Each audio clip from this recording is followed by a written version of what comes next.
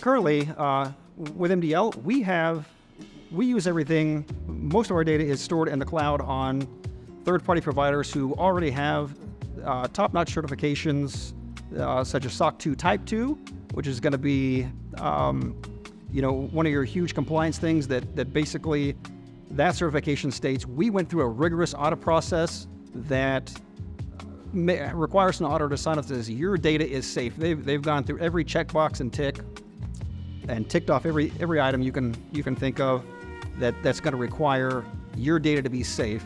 So with MDL using cloud services, for example, our remote tools such as Screen Connect and data that we use and store customer information in, that's protected with username and password on top of MFA.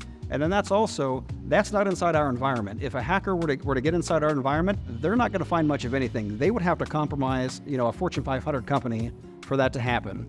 So we don't even really have to do much on the security side. We get to push that out, towards them and let them handle it and do what they do best.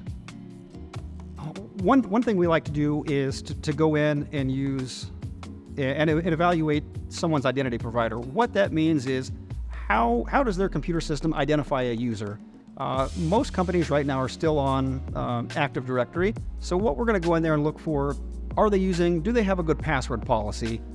Are they set to expire? Are any users using the same password? As surprising or unsurprising as it might be, in one scenario, I was able to see where 20 different users had the exact same password. As you can see, this is going to be a major problem if an attacker gets in there and gets one of those passwords. They've got 20 accounts. So what we want to do is go in there and say, hey, we're going to write you a password policy that's going to enrich your environment and keep it safe.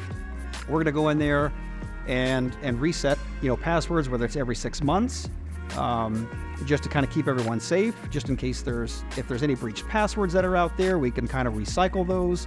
With the current NIST standards, that is changing, where if we can get users to start integrating, passphrases that include, that go up to like 15 characters, we're not going to set a password expiration date on that. Why? Because that is actually so much safer to keep the password how it is.